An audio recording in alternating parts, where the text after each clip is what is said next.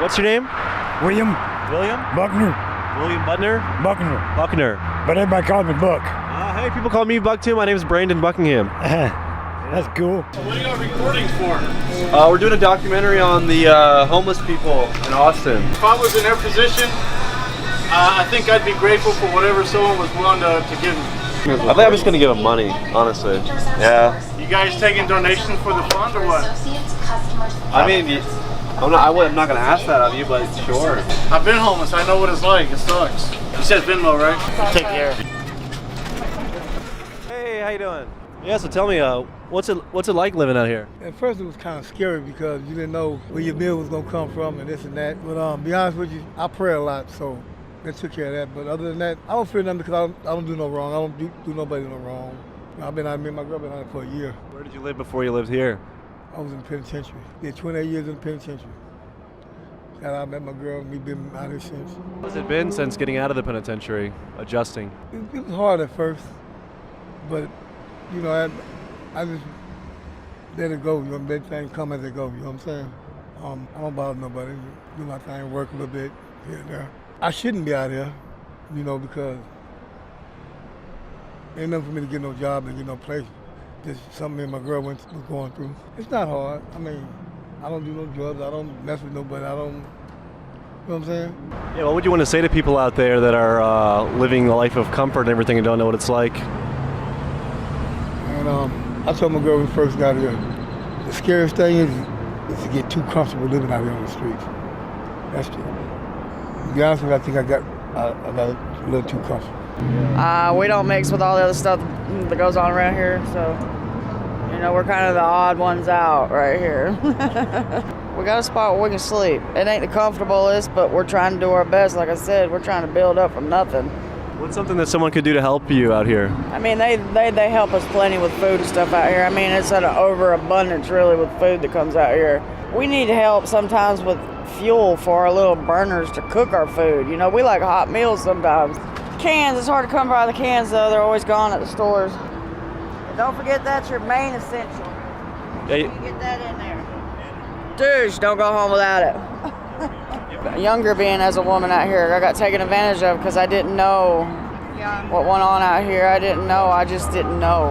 Yeah, that's fair. I'm a grown woman now, and I get treated like a queen. They don't, you know, they don't tread on me. Yeah, so how old were you whenever you were first started living out here? Well, I would say 30-something.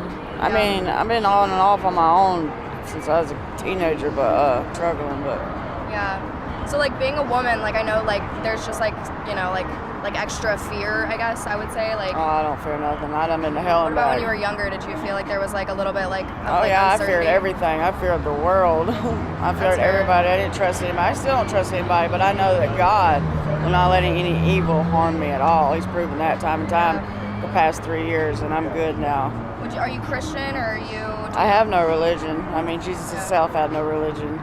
That's fair. He was... I mean, everything they say about the man is true. If people actually understood what we go through out here, then they wouldn't yell the things they yell sometimes out them car windows. I would have to say that most of these people out here, I would say 90% have mental disorders. Came from messed up families, man. Messed up families and, you know, struggling their own battles without help. Is this firewood used? You guys do? Yeah, when it was cold, we used it. Fire people kept coming out here, putting it out. What they call too many times, they'll let us burn it if it gets too cold. People don't understand. They let us do that.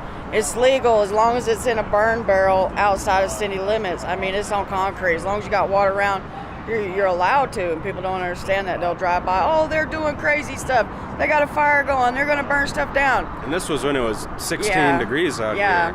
Not like, in a way, she seems like a totally normal, it sounds rude to say, but like she seems just like a completely average, normal woman. Like, nice tent, smells good, organized, you know. Kind of breaks your preconceived notions of homeless people when you have a setup like that in there.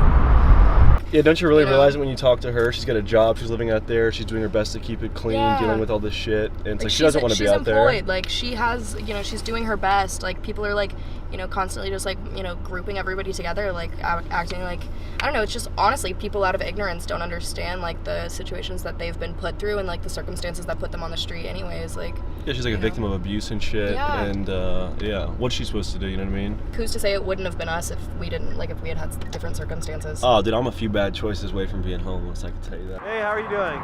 Doing a documentary on some of the tents and the living conditions of people around here. Mm-hmm. There's an upcoming building past the camper bill, right, where they're trying to clear these out. And we're kind of against that, right? We want people to be able to have their tents up. So I was wondering if you could give us like a little tour of like your area, stuff you used to stay alive and help you live out here. That's my tent. And then we put up those tarps to block us from the wind or rain or cold or whatever. The essential things that we need are water. And then the city gives us food. So where do you go to, you said you put water in this? Yes. Where do you go to fill this up with water? We use the spigots to the restaurants. A lot of them to shut them off, so we're having a hard time getting water. So a lot of us just tugging it in wherever we can get it. Yeah.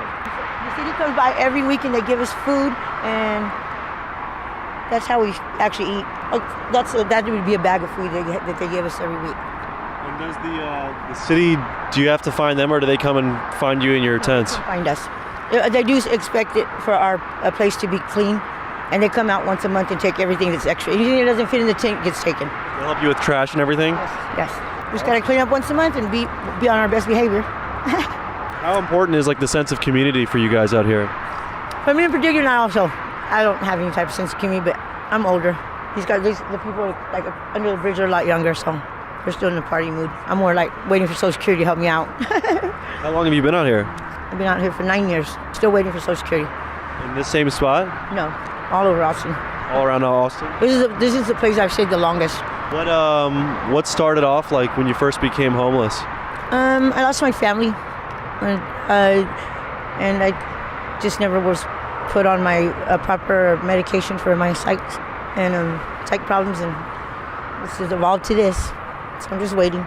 Do you think mental health is largely responsible for a lot of people's homelessness? Yes, about 90%. Very dangerous out here. It's not as fun as people think it is. It's not, especially for a female and I'm being single. Just keep your nose clean, stay out of trouble, and don't trust anybody. Yeah. Not being able to trust people probably doesn't do great for the mental health. No, it doesn't. But yeah, if someone at home was watching this, is there somewhere they could donate or some way that they could help people living out here? The city of Austin is the one that donates to us, and that's who I would give back to. But Goodwill and Salvation Army clothing is very important. Once it rains and things get wet, we have to throw them away. We don't have the ability. We don't have the capabilities to wash and dry clothes, so we have to throw them out. Where do you store your clothes? Oh, you just rain, so I just threw them away. Oh, really? You do have to throw them away because they stay too long. By the time I get to wash, they get moldy, so I just throw them away. But this is my space. The city knows that we're here. They kind of register us at the address, and they bring us food, check on us once a week. And they've also provided me with my MHMR apartments and caseworkers to help me. We're just waiting on housing now. You said, is it once a week they come by and check on you and provide things? Once a week on Thursday mornings. Well, thank you so much. Do you guys? I have some Gatorade and some snacks in here if you wanna. Yeah. Yeah. How you doing, brother? What's your name? William Buckner. William Butner? Buckner. But everybody calls me Buck. Hey, people call me Buck too. My name's Brandon Buckingham. That's cool. It's it gets rough out here, but then you got to have a little knowledge and stuff to survive out here. But then I was doing this back in the 70s too. I'm an old man. So you've lived in this same area for 4 years? Right across the street. 4 winters right across the street? I got the only TP tent over here. Oh, wow. What do you think is like the biggest misconception about homeless people? They don't have no respect for themselves or one another. You see the dude that stayed over here, you see what he done. I've always tried to keep my area clean, but when you got people that don't care, it's hard to do it. See, that's one of the main problems around here is they steal your phones and your bikes. People ever come by that don't live there and cause trouble and stuff? Is that stealing? There's some stealing problems? I don't know who it is that does that, and we run them off. Then I'm fixing to turn 67, so I know I don't look over 40. How old do you think I am? I say about 45. Me?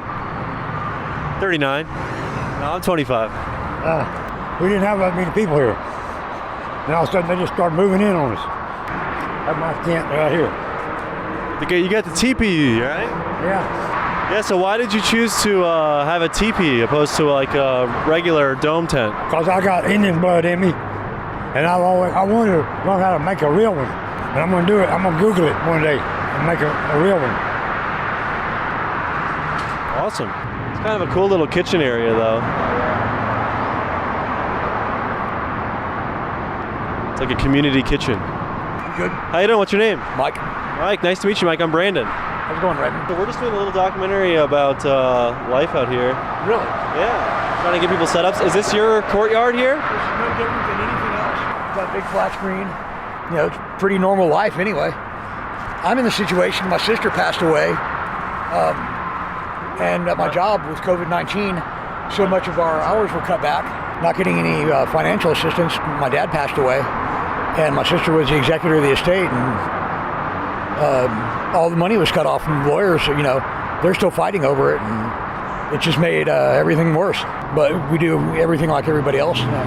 We work every single day, you know. But I'll give you an idea. That's clean. Yeah. So we work all the time.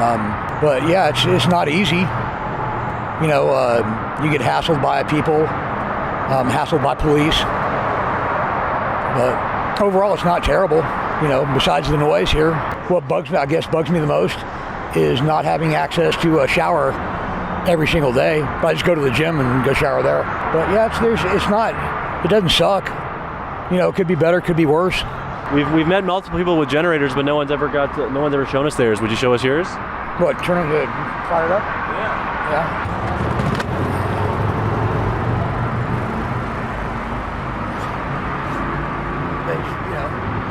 But yeah, having TV, I've got Roku, so I've got a bunch of stuff to watch. I got the TV on bulk pickup. I got 7 TVs in one night. 6 of them were good. Sold the other 5. There you go. No, not yet. It's not bad. And then I've got the car outside. I've got the truck, my motorcycle, my trailer. I'm starting back up my lawn care business again. So just the shower thing in the morning kind of pisses me off. But I go down to the gym every day. There it goes. Okay. I was close on time. Oh, thanks for showing us that. Yeah. I have an air conditioner too, but haven't needed it for a while. I've got a little insert that goes in there and it fills it up and then just takes in the warm air from outside, cools it down, and then it stays it stays cool enough. By and large in Austin, they pretty much hate, everything in the news is negative about all the homeless camps, or they're all a bunch of, trash pits and a bunch of thieves and drug dealers and drug users, and, the people want to be here. Dude, nobody wants to be homeless. There are some people out here that have mental issues that need help. They truly do. But there's not a lot of resources for them. So, it wouldn't matter homeless or not. There's a lot of people that need help that don't get it. So, I've got 20-year-old felonies that keep me from renting a place, even though I've already been a homeowner. So it's just difficult for a lot of places. If you have a felony on your record, you can't live there, plain and simple. That kind of sucks, because mine are 20 years old, and I can't get I can't rent an apartment, even though I've owned a house. So I don't know. This is no way to live for anybody. I can deal with anything, so it doesn't bother me that much. But there are people out here that need a place to live. They truly do. And a lot of apartment complexes, as soon as you say, oh, I've got a felony, boom, you're gone. I understand, the cost of living goes up, blah, blah, blah. But overall, the prices have got so outrageous that you can't afford to live by yourself unless you make $5,000 a month. And that's difficult. And you got a family, you got to buy a house, and they've gotten so expensive that they can't even afford them now. And so you have to move to the outskirts, Kyle or Buda or somewhere else, to buy a house, or even make someplace that's affordable, someplace you can actually rent. And they usually want first month and last month. Well, so say the rent's $1,500, that's $3,000 you got to come up with to move in, not including deposits for utilities or anything else. So right off the bat, you have to have $4,000 saved up, and that's if you wipe out all your savings. How are you going to pay any of your bills? Yeah. There's just no way to get ahead in Austin. It's gotten to be where Austin is the San Francisco of Texas. Cool. It doesn't really matter what I do, cause I'll always stay stuck as a fool. I'll never be cool, don't get what I want, I'm a noob. I'm way lamer than you, I'll never be cool. All the cool kids got their backpacks, me I'm made fun of and laughed at. I wanna get past that, but I'm whack and I rap at a last. Always last, what an ass hat. And that's just business as usual. No new friends, only more new funerals.